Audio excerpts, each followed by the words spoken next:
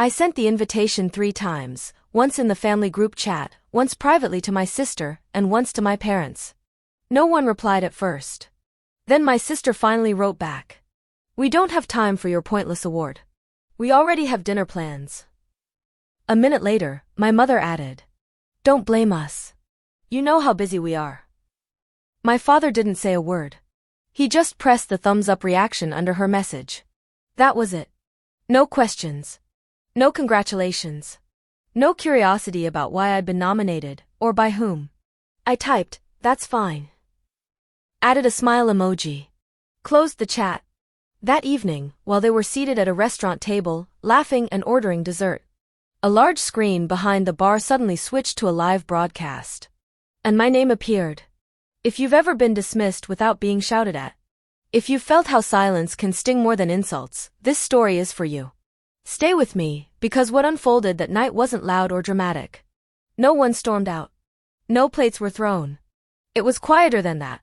More controlled. My name is Rebecca. And for a long time, I believed that if I stayed patient, my efforts would eventually speak for themselves. I didn't realize they already were. Just not to my family. In my family, I had a clearly defined role, even if no one ever said it out loud. I was the dependable one.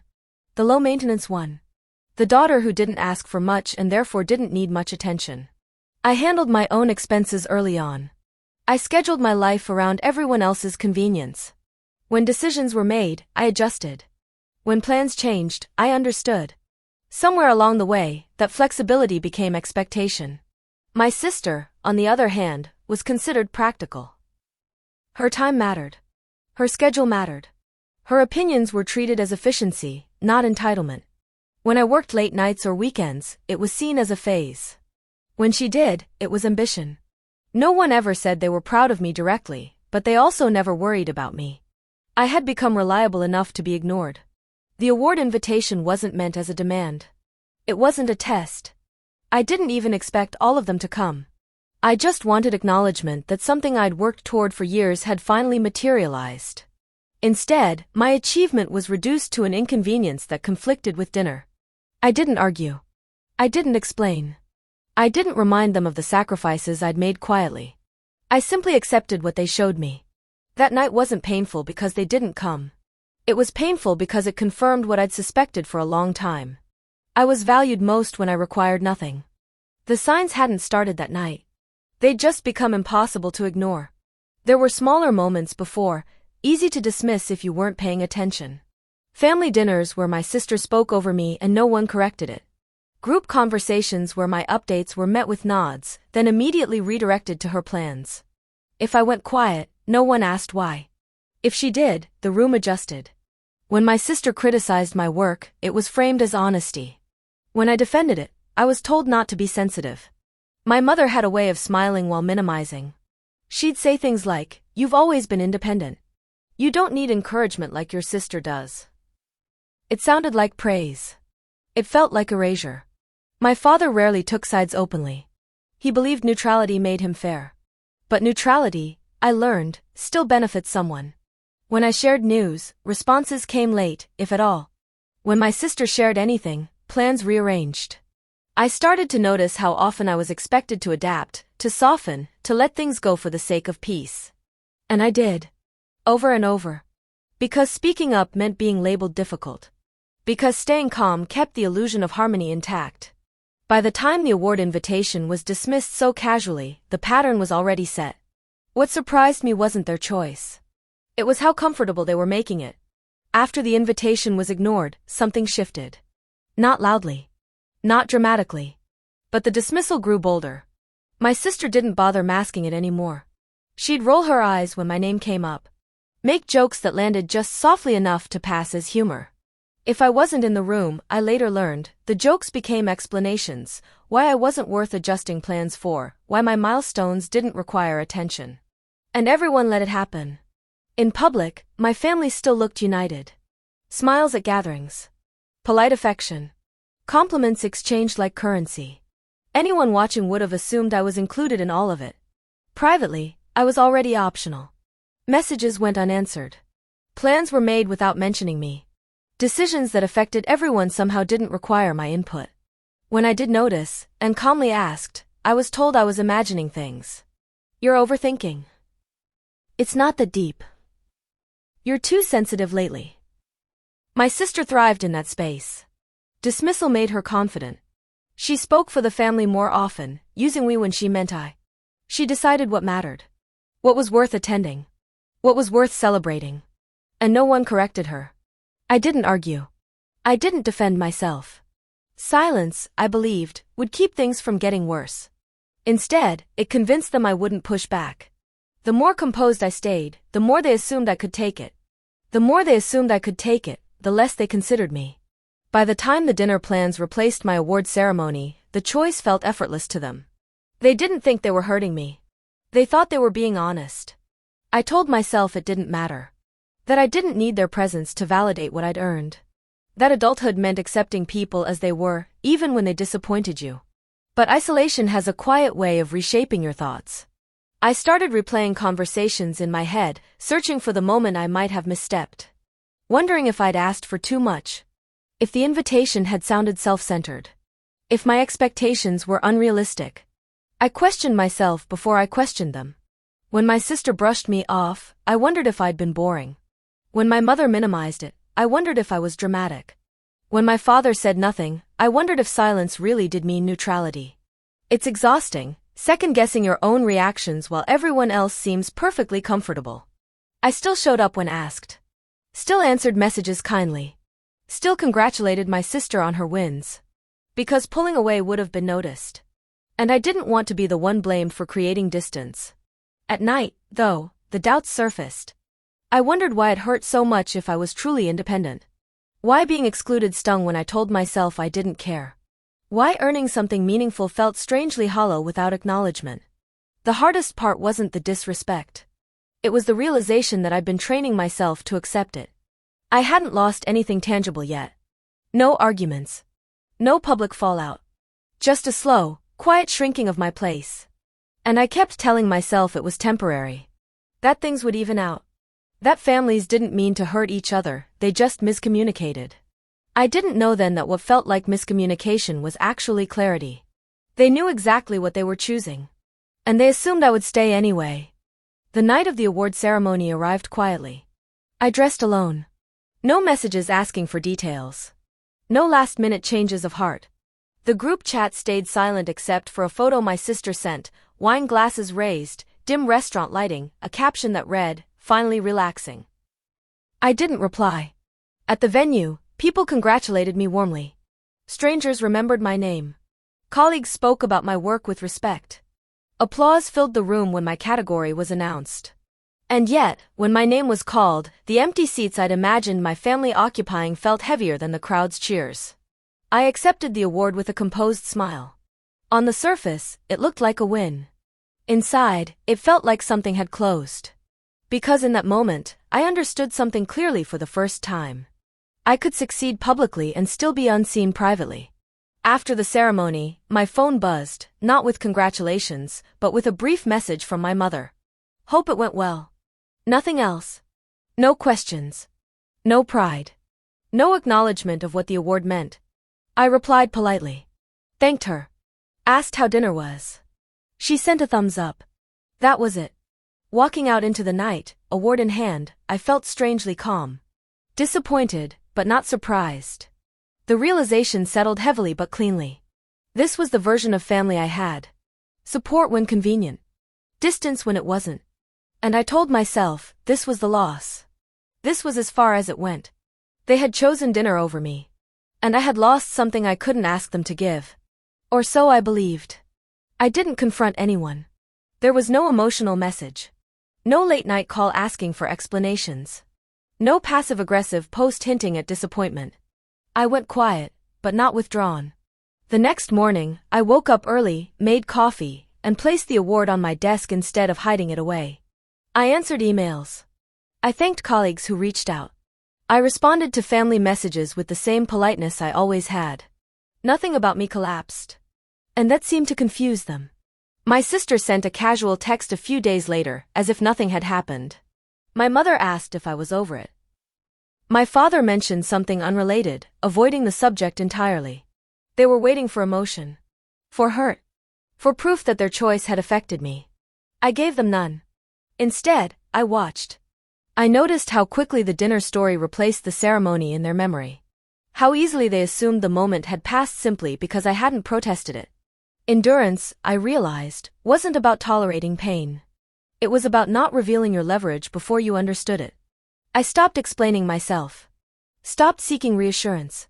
Stopped trying to earn space that should have been automatic. And in the absence of my reactions, they grew comfortable again. Too comfortable. Because when people believe you've accepted your place, they stop guarding their behavior. They speak freely. They assume privacy. They underestimate timing. I didn't know exactly what would come next. But I knew one thing with certainty. The story wasn't over the night they chose dinner. That was just the moment they stopped paying attention. Clarity didn't arrive in a rush. It came through repetition. The more distance I created internally, the easier it became to see the pattern without emotion attached. It wasn't about one dinner. Or one award. Or even one conversation. It was about hierarchy. My sister positioned herself as the center, and the rest of the family orbited her choices. Plans adjusted around her availability. Opinions softened in her favor. Discomfort was avoided if it meant keeping her satisfied. And I was expected to understand. When she dismissed something I cared about, it was honesty. When I expected acknowledgement, it was entitlement. That imbalance wasn't accidental. It was maintained.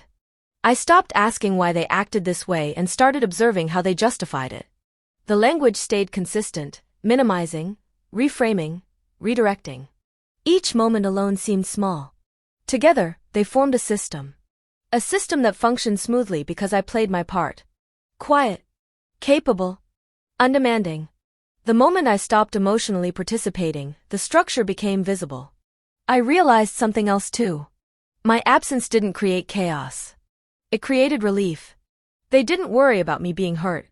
They worried about things being uncomfortable. And since I wasn't making things uncomfortable, my needs were easy to ignore.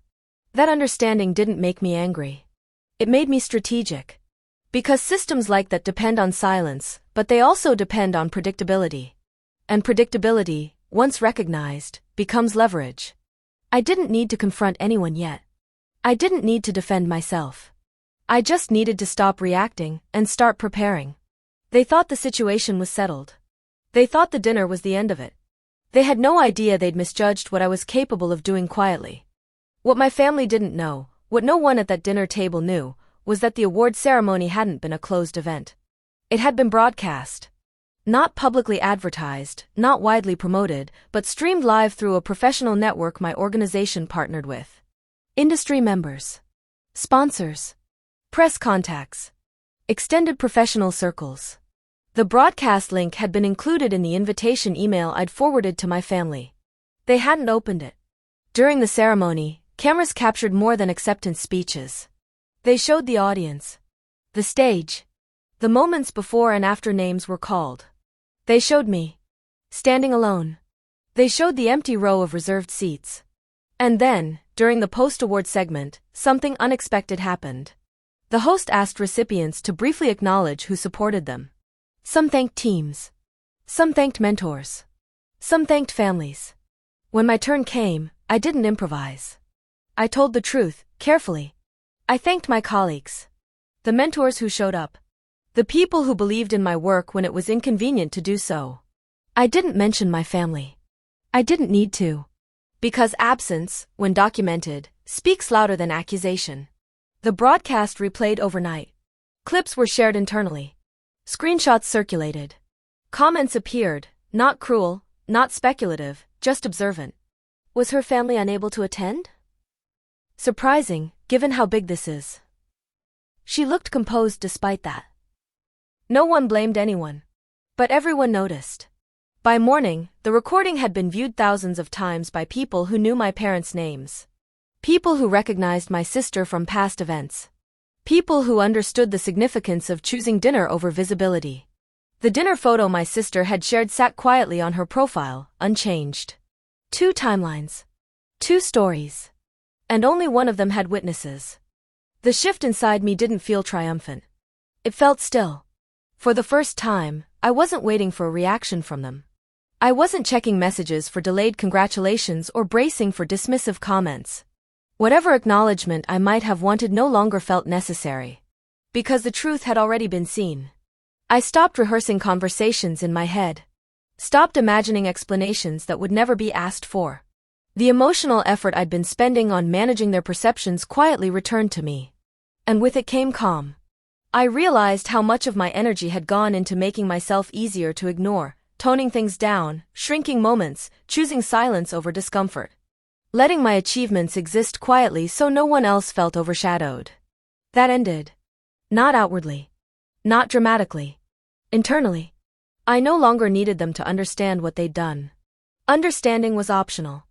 Accountability wasn't. The difference mattered. I didn't confront my sister. I didn't correct my parents.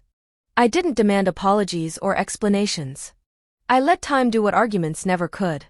Because people rarely reflect when confronted, but they do when consequences arrive without warning. I kept working. Kept showing up. Kept earning respect in spaces where it was freely given. And slowly, something reversed. The same family members who once dismissed my milestones began hearing about them elsewhere. Through colleagues. Through acquaintances. Through names they respected more than mine. Not because I spoke louder. But because I stopped lowering my voice. I didn't need to change how I behaved around them. I needed to change what I tolerated inside myself. And that clarity made the next steps easy. Measured. Quiet. Irreversible. I didn't act immediately. Timing matters more than truth. I let the recording circulate on its own. I didn't share it. I didn't comment on it. I didn't forward links or screenshots. I behaved as if I didn't even know it existed beyond the ceremony itself. That restraint did two things. First, it made my silence credible. Second, it gave others room to talk without feeling influenced. Meanwhile, I prepared quietly. I documented everything, not for revenge, but for accuracy. Messages dismissing the award.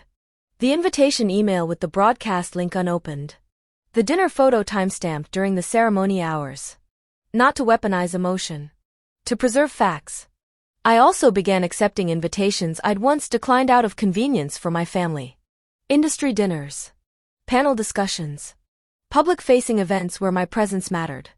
I didn't announce these plans at home. I didn't need permission anymore. The more visible I became, the less controllable I was. My sister, unaware, continued confidently. She spoke casually about that dinner. Laughed about how busy they'd been. Repeated the story as if it proved something about priorities. Each retelling added detail. Each detail contradicted the silence they'd hoped would bury it. My parents, too, played their roles. My mother reframed it as a misunderstanding when others asked. My father avoided the subject entirely, assuming neutrality would still protect him. No one apologized. Which told me everything I needed to know. I didn't plan a confrontation. I planned exposure through consistency. Because the strongest reversals don't come from sudden revelations, they come from letting people walk into their own conclusions. All I had to do was stay composed, stay visible, and let the same story repeat until it couldn't be reframed anymore. The arena would return to them soon. And this time, I wouldn't be standing alone. The opportunity came sooner than I expected.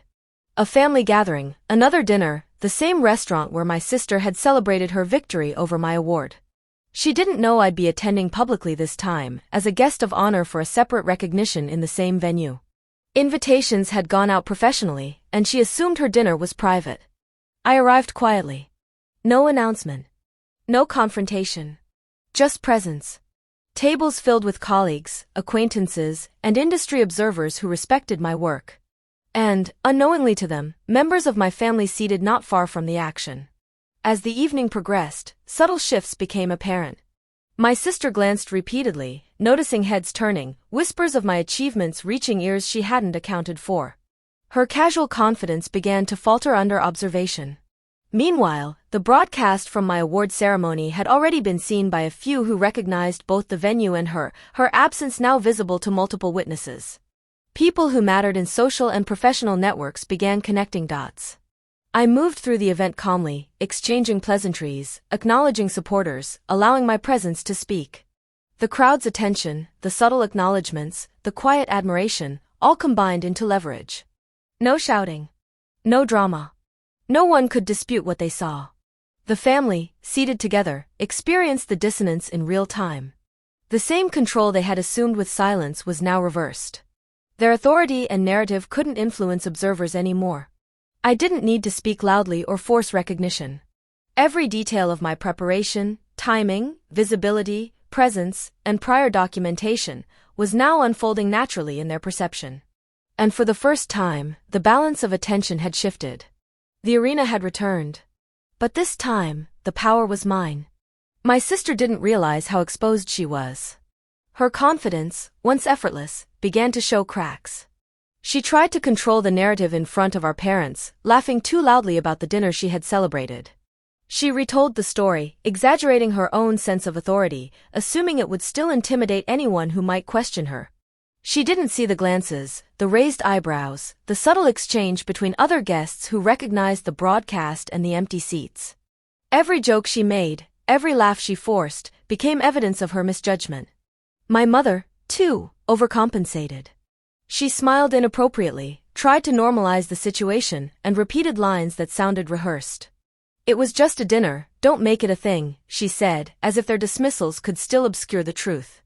The more they tried to maintain control, the more visible their missteps became. My father, always neutral, overcorrected.